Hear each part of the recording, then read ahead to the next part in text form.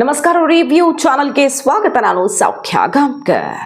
ಕೈಪಾಳ್ಯದಲ್ಲೊಂದು ಅಚ್ಚರಿಯ ಬೆಳವಣಿಗೆ ನಡೆದಿದೆ. ಮೊದಲೇ ಜಟಾಪಟಿ ಕುರ್ಚಿಗಾಗಿ ಬಡಿದಾಟ ನಡೀತಿರೋ ಹೊತ್ತಲ್ಲಿ CLPಯಲ್ಲಿಯೇ ಸಭೆಯಲ್ಲಿ, ಶಾಸಕಾಂಗ ಸಭೆಯಲ್ಲಿಯೇ ಒಂದು ಅಚ್ಚರಿಯ ಬೆಳವಣಿಗೆ ನಡೆದಿರೋದು. ಹಾಗಾದರೆ ಮಿನಿಸ್ಟರ್ ಒಬ್ಬರು BJP JDSಗೆ ಅನುಕೂಲ ಮಾಡಿಕೊಟ್ಟು ಕಾಂಗ್ರೆಸ್ಸಿಗರಿಗೆ ಸಂಕಷ್ಟ ತಂದಿಟ್ಟಿದ್ದಾರ. ಏನಿದು ಹಾಗಾದರೆ? ಕಾಂಗ್ರೆಸ್ನ ಶಾಸಕರೇ ಓಪನ್ ಆಗಿ ನೇರ ಸಭೆಯಲ್ಲಿ ಇಟ್ಟಿರುವ ವಿಚಾರ. ಇದು ಮತ್ತೊಂದು ಹಂತಕ್ಕೆ ತಗೊಂಡು ಹೋಗುತ್ತಾ ಕೈಯೊಳಗಿನ ಜಟಾಪಟಿಯನ್ನ? ಇಂಟ್ರೆಸ್ಟಿಂಗ್ ಬೆಳವಣಿಗೆ ಬಗ್ಗೆ ಮಾಹಿತಿ ಇಡ್ತಾ ಹೋಗ್ತೀವಿ. ಮಿಸ್ ಮಾಡದೆ ನಮ್ಮ ಚಾನಲ್ನ ಸಬ್ಸ್ಕ್ರೈಬ್ ಮಾಡಿ, ನಿಮ್ಮ ಅಭಿಪ್ರಾಯ ಕಮೆಂಟ್ ಮಾಡಿ ತಿಳಿಸಿ. ಎಸ್ ವೀಕ್ಷಕರೇ, ಈಗ ಪ್ರತಿಪಕ್ಷ ಆಡಳಿತ ಪಕ್ಷ ಕಿತ್ತಾಡೋದಲ್ಲ, ಈ ಸಲ ನೋಡ್ತಾ ಇದ್ದೀವಿ BJPಯ ಒಳಗಡೆ ಕಿತ್ತಾಟ, ಕಾಂಗ್ರೆಸ್ನ ಒಳಗಡೆ ಕಿತ್ತಾಟ. ಎರಡೂ ಪಕ್ಷಗಳಲ್ಲಿ ಪರಿಸ್ಥಿತಿ ಹೇಗಿದೆ ಅಂದ್ರೆ, ಎದುರಾಳಿ ಪಕ್ಷದ ಬಗ್ಗೆ ತಲೆ ಕೆಡಿಸ್ಕೊಳ್ತಾ ಇಲ್ಲ. ಇನ್ಫ್ಯಾಕ್ಟ್ ಅವರೇ ಸ್ನೇಹಿತರಾಗಿದ್ದಾರೆ, ಇವರೇ ಪಕ್ಷದ ಒಳಗಡೆ ಸ್ವಪಕ್ಷದವರೇ ಶತ್ರುಗಳಾಗಿದ್ದಾರೆ. ಅಂತಹ ಬಡಿದಾಟ ಕಾಣಿಸ್ತಾ ಇದೆ ಕರ್ನಾಟಕ ಪಾಲಿಟಿಕ್ಸ್ ಅಲ್ವಾ. ಈಗ ಕಾಂಗ್ರೆಸ್ನ ವಿಚಾರಕ್ಕೆ ಬಂದ್ರೆ ನೋಡಿ, CLPಯಲ್ಲಿ ಜೋರು ಜಟಾಪಟಿ ಆಗಿದೆ. ಎಲ್ಲಿ ತನಕ ಅಂದರೆ ಕೈ ಮಿಲಾಯಿಸೋ ಹಂತಕ್ಕೂ ಹೋಗಿದ್ದಾರೆ. ಮಿನಿಸ್ಟರ್ಗಳ ನಡುವೆ ಜಟಾಪಟಿ ಆಗಿದೆ. ಅದು ನಿಮ್ಮ ಮುಂದೆ ಇಡ್ತೀವಿ, ಅದು ಯಾವ ಜಿಲ್ಲೆಗೆ ಸಂಬಂಧಪಟ್ಟ ವಿಷಯ ಅಂತ. ಅದಕ್ಕಿಂತ ಮುಂಚೆ ಒಬ್ಬರು ಪ್ರಭಾವಿ ಮಿನಿಸ್ಟರ್ ವಿರುದ್ಧ ಶಾಸಕರೊಬ್ಬರು ಸಿಡ್ದೆತ್ತಿರೋದು. DK ಕ್ಯಾಂಪ್ನ, ಅದರಲ್ಲೂ DK ಶಿವಕುಮಾರ್ CM ಆಗೇ ಆಗ್ತಾರೆ ಅಂತ ಮುಹೂರ್ತನೂ ಫಿಕ್ಸ್ ಮಾಡಿ ಮಾತಾಡ್ತಿದ್ದಾರಲ್ಲ, ಅಂಥವರ ಪೈಕಿ ಒಬ್ಬರಾಗಿರುವಂತಹ ಗಣಿಗ ರವಿಕುಮಾರ್ ಅವರು CLP ಸಭೆಯಲ್ಲಿ ಲೋಕೋಪಯೋಗಿ ಇಲಾಖೆಯ ವಿರುದ್ಧ ಓಪನ್ ಆಗಿ ಮಾತಾಡಿದ್ದಾರೆ. ಸತೀಶ್ ಜಾರಕಿಹೊಳಿ ವಿರುದ್ಧ ಗಣಿಗ ರವಿ ಅಸಮಾಧಾನ ಹೊರಹಾಕಿದ್ದಾರೆ.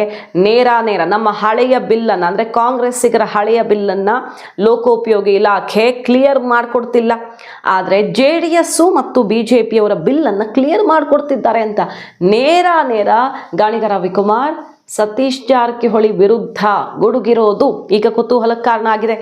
ಮತ್ತೊಂದು ಕಡೆಗೆ ಅಪ್ಪಾಜಿ ನಾಡಗೌಡರು ಕೂಡ ಹಿರಿಯ ನಾಯಕರ ವಿರುದ್ಧ ಎಲ್ಲ ಬೇಜಾರು ಮಾಡಿಕೊಂಡು, ಸರ್ಕಾರ ಬಂದು 2 ವರ್ಷ ಆಗಿದೆ, ಕಾರ್ಯಕರ್ತರಿಗೆ ಅಧಿಕಾರ ಇಲ್ಲ, ಯಾವುದೇ ರೀತಿಯ ಬಲ ಇಲ್ಲ, ಈ ಥರ ಆದರೆ ಸ್ಥಳೀಯ ಸಂಸ್ಥೆ ಚುನಾವಣೆಗಳಲ್ಲಿ ಹೆಂಗೆ ಕೆಲಸ ಮಾಡೋದು, ಹೆಂಗೆ ಕಾರ್ಯಕರ್ತರನ್ನು ನಾವು ಒಗ್ಗೂಡಿಸೋದು, ನಮಗೆ ಈಗಲೂ ಬರಡು ಭೂಮಿಯಾಗೇ ಉಳ್ಕೊಂಡಿದೆ ಪರಿಸ್ಥಿತಿ.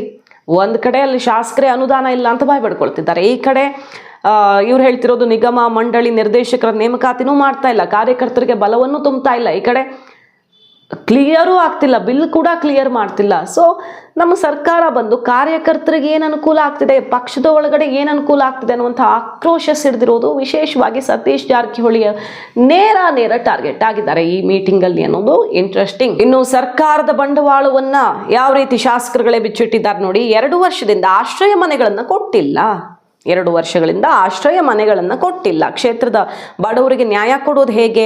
2 ವರ್ಷದಿಂದ ಒಂದೇ ಒಂದು ಮನೆ ಕಟ್ಟಿಲ್ಲ, ಇನ್ನಾದರೂ ಆಶ್ರಯ ಮನೆಗಳನ್ನು ಕೊಡಿ ಅಂತ ಆಗ್ರಹಿಸಿದ್ದಾರೆ. ಸೊ ಒಂದು ಕಡೆಗೆ ಇಲಾಖೆ ಪಕ್ಷದ ಒಳಗಿನ ಜಟಾಪಟಿ ಬಹಿರಂಗ ಆಗಿರೋದು, ಇನ್ನೊಂದು ಕಡೆಗೆ ಈ ಮಾತನ್ನ ನಾವು ನೆನಪು ಮಾಡಿಕೊಂಡ್ರೆ ವಿಜಯನಗರದ MLA ಕೂಡ ಹೇಳಿದ್ರು ಈ ಮಾತನ್ನ, ಯಾವುದಾದ್ರೂ ಒಂದು ಶಕ್ತಿ ನಿಲ್ಲಿಸ್ಬಿಡಿ, ಗ್ಯಾರಂಟಿ ಇಲ್ಲಿ ಬಡವರಿಗೆ ಮನೆನೂ ಕೊಡೋಕ್ಕಾಗ್ತಿಲ್ಲ, ಒಂದು ಮನೆ ಕಟ್ಸ್ಕೊಡೋಕ್ಕಾಗ್ತಿಲ್ಲ, ಜನಕ್ಕೆ ಹೆಂಗೆ ಮುಖ ತೋರಿಸೋದು ಅಂತ ಇದೇ ಮಾತು ಕೇಳಿದ್ರು ನಾವು ನೆನಪು ಮಾಡ್ಕೊಳ್ಳೋದಕ್ಕೆ ಹೋದರೆ. ಆದರೆ ಈಗ ನೋಡಿ, ಒಬ್ಬರಾದ್ಮೇಲೆ ಒಬ್ಬರು ಶಾಸಕರು ನೇರ ಹೇಳ್ತಿದ್ದಾರೆ, ಅಭಿವೃದ್ಧಿ ಇದೆ, ಗ್ಯಾರಂಟಿಯ ಜೊತೆಗೆ ನಾವು ಅಭಿವೃದ್ಧಿಯನ್ನೂ ಮಾಡ್ತಿದ್ದೀವಿ ಅಂತ. ಸಿದ್ದರಾಮಯ್ಯನವರು ಬಜೆಟ್ ಭಾಷಣ ಏನೋ ಹೊಡೆದ್ರು, ಶಾಸಕರೇ ಒಪ್ಕೊಳ್ತಿದ್ದಾರೆ, ಒಂದು ಮನೆನೂ ಕಟ್ಸ್ಕೊಟ್ಟಿಲ್ಲ 2 ವರ್ಷದಿಂದ ಅಂತ. ಮನೆ ವಿಚಾರ ಬಂದರೆ ಹಿಂಗೆ ಓವರಾಲ್ ಆರ್ಥಿಕ ಬೆಳವಣಿಗೆ ಮತ್ತು ಇಲಾಖಾವಾರು ಅಭಿವೃದ್ಧಿಯ ದರ ನೋಡಿದ್ರೆ 11% ಕುಸಿತ ಆಗಿದೆ. ಅದೆಲ್ಲ ಬಜೆಟ್ ಬೆನ್ನಲ್ಲೇ ತೆರೆದಿಟ್ಟಿದ್ದೀವಿ ನಾವು. ಆರ್ಥಿಕ ಇಲಾಖೆಯ ಸಮೀಕ್ಷೆ, ಎಕನಾಮಿಕ್ ಸರ್ವೆ ಬರುತ್ತಲ್ಲ, ಅದು ಕೂಡ ಅಭಿವೃದ್ಧಿಗಿಂತ ಬೇಡದ, ಈ ಅಭಿವೃದ್ಧಿಗೆ ಅನುಕೂಲ ಆಗದಂತಹ ಧನ ಸಹಾಯವೇ ಜಾಸ್ತಿ ಇದೆ ಕರ್ನಾಟಕದಲ್ಲಿ ಬೇರೆ ಎಲ್ಲ ರಾಜ್ಯಗಳಿಗೆ ಹೋಲಿಕೆ ಮಾಡಿದ್ರೆ ಅಂತ ಅಂಕಿಅಂಶದ ಸಮೇತ ತೆರೆದಿಟ್ಟಿದೆ. ಇದು ಬೇರೆ ಯಾರು ಹೇಳಿದ್ದಲ್ಲ, ಎಕನಾಮಿಕ್ ಸರ್ವೆ ಬಜೆಟ್ ಹೊತ್ತಲ್ಲಿ ಹೊರಬಿದ್ದಿರೋದು. ಈಗ ವಿನಯ್ ಕುಲಕರ್ಣಿ ಅವರು ಹೇಳ್ತಿದ್ದಾರೆ, ಬಡವರಿಗೆ ಒಂದು ಮನೆ ಕಟ್ಸ್ಕೊಡದೆ 2 ವರ್ಷ ಆಯ್ತು ರೀ, ದಯವಿಟ್ಟು ಏನಾದರೂ ಈ ಕಡೆನೂ ಸ್ವಲ್ಪ ಗಮನ ಕೊಡಿ ಅಂತ. ಸೊ ಕಾಂಗ್ರೆಸ್ನ ಒಳಗಡೆ ಒಂದು ಕಡೆ ಈ ಬಣ ಬಡಿದಾಟ ಜಟಾಪಟಿ ಬೇರೆ ಹಂತಕ್ಕೆ ಹೋಗಿದೆ. ನೇರ ಸತೀಶ್ ಜಾರಕಿಹೊಳಿ ಅವರು BJP JDSನವ್ರಿಗೆ ಅನುಕೂಲ ಮಾಡಿಕೊಡ್ತಿದ್ದಾರೆ, ನಮಗೆ ಮಾಡಿಕೊಡ್ತಿಲ್ಲ ಅಂತಿದ್ದು ಇದು ಬೇರೆ ಟರ್ನ್ ತಗೊಳ್ಳಬಹುದು, ಮತ್ತೊಂದು ಸುತ್ತಿನ ಜಟಾಪಟಿಗೆ ಕಾರಣವಾಗಬಹುದು. ಹಿಂದೆ ಖರ್ಗೆ ಅವರು, ಮಲ್ಲಿಕಾರ್ಜುನ್ ಖರ್ಗೆ ಅವರೇ ಹೇಳಿದ್ರಲ್ಲ, ಸರಿಯಾಗಿ ಬಜೆಟ್ ಇಲ್ಲದೆ ಪ್ಲಾನ್ ಮಾಡಿ ಗ್ಯಾರಂಟಿ ಅದು ಇದು ಕೊಡೋಕೆ ಹೋದರೆ ಒಂದು ಬುಟ್ಟಿ ಮಣ್ಣು ಹಾಕೋಕು, ರಸ್ತೆಗೆ ಮಣ್ಣು ಹಾಕೋಕು ದುಡ್ಡಿರಲ್ಲ ಅಂತ. ಈಗ ಅದೇ ರೀತಿಯಲ್ಲಿ ಒಂದು ಮನೆನಾದರೂ ಕಟ್ಟಿಸ್ಕೊಡಿ ಅಂತ ಕಾಂಗ್ರೆಸ್ನ ಶಾಸಕರು ಕೇಳ್ತಾ ಇರೋದು ಅಚ್ಚರಿಗೆ ಕಾರಣ ಆಗಿದೆ. ಕೈ ಶಾಸಕರೇ ನೇರವಾಗಿ ಹೇಳ್ತಾ ಇದ್ದಾರೆ ಸರ್ಕಾರದ ಪರಿಸ್ಥಿತಿ ಹಾಗಾದ್ರೆ ಎಲ್ಲಿಗೆ ಬಂದು ನಿಂತಿದೆ ಅಂತ. ಇದ್ರ ಜೊತೆಗೆ ಕೈ ಮಿಲಾಯಿಸೋ ಹಂತಕ್ಕೆ ಇಬ್ಬರು ಸಚಿವರ ನಡುವೆ ಜೋರು ಫೈಟ್ ಆಗಿದೆ.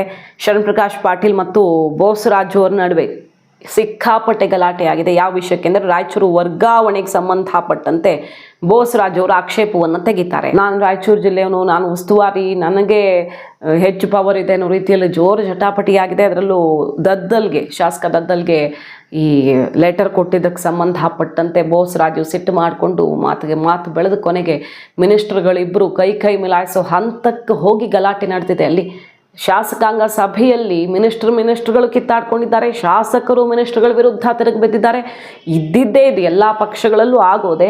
ಆದರೆ ಒಂದು ಹಂತ ಈಗ ಬೇರೆ ಬೇರೆ ಆಯಾಮವನ್ನು ಪಡ್ಕೊಳ್ಳೋ ರೀತಿಯಲ್ಲಿ ಮೇಲಕ್ಕೆ ಹೋಗ್ತಾ ಇದೆ. ಮಾಹಿತಿ ನಿಮ್ಗೆ ಇಷ್ಟ ಆಗಿದ್ರೆ ಮಿಸ್ ಮಾಡಿದ್ರೆ ನಮ್ಮ ಚಾನಲ್ನ ಸಬ್ಸ್ಕ್ರೈಬ್ ಮಾಡಿ, ನಿಮ್ಮ ಅಭಿಪ್ರಾಯ ಕಮೆಂಟ್ ಮಾಡಿ ತಿಳಿಸಿ. Thank you.